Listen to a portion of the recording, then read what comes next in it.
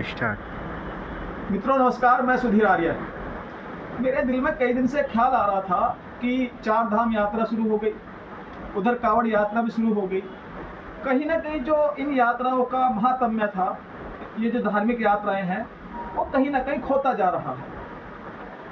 अब से 30-35 साल पहले यह प्राचीन भारत में यात्राएं कब होती थी शुरू? जब व्यक्ति वानप्रस्थ आश्रम की ओर बढ़ता था, जब वो अपने गृहस्थी कार्यों से निवृत्त हो जाता था, तो सोचता था कि अब मैं धार्मिक यात्राएं करूं। परंतु आज धार्मिक यात्राओं पे 20-20 साल के 25-25 साल के लड़के जा रहे हैं, जिन्होंने इन धार्मिक यात्राओं का प्रारूप ही बिगाड़ के रख दिया।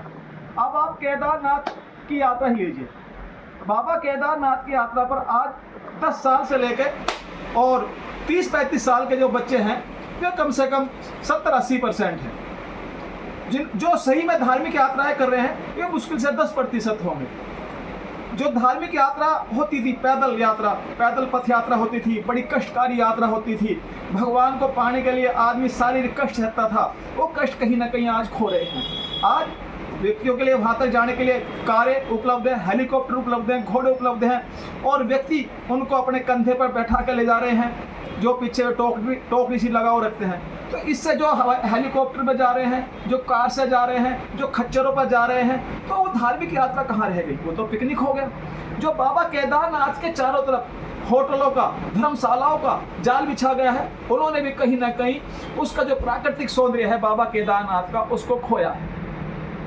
तो मेरी तो यही विनती है कि मैं ये आपको हतोत्साहित नहीं कर रहा यात्रा ना करने के लिए। मैं कह रहा हूँ यात्रा करिए, परंतु आप धार्मिक यात्रा को धार्मिक यात्रा के ढंग से कीजिए, उसको पिकनिक स्पॉट ना बनाएं।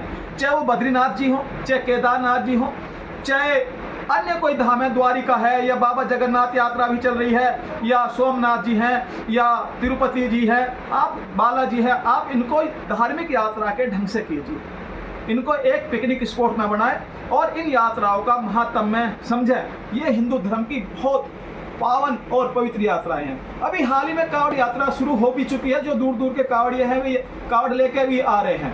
पहले अब से 10-20 साल पहले अक्सर हमें चर्चा होती थी, भाई हिंदू धर्म का जो जातिवाद है वो कावड़ यात्रा में खत्म हो जाता है। परंतु आप हिंदू धर्म की विकृत विसंगति देखिए। आप इन कावड़ यात्राओं में आपको हिंदू जातियां वे बड़ी उसमें दिखेंगी आपको खतरनाक मूड में।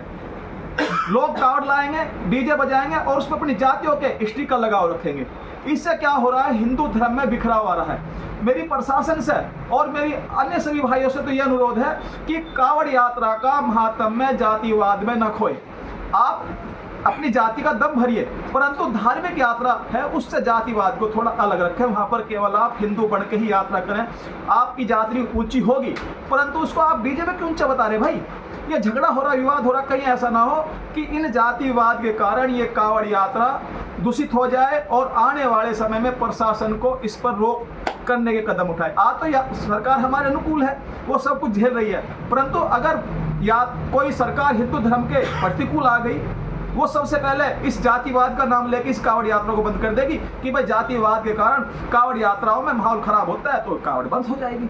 तो मेरी आप सभी से अनुरोध है, आप अपनी जातिवाद अपने घर तक, अपने गांव तक रखिए। कावड़ यात्रा से जातिवाद को बचा कर रखिए। आप सब जो कावड़ लेने जा रहे हैं, जो बाबा केदारनाथ की यात्रा पर जा रहे हैं, आपकी यात्रा अनुकूल हो, आपकी यात्रा फलदायी हो। मैं बाबा भोलेनाथ से, केदारनाथ बाबा से यही प्रार्थना करता हूँ।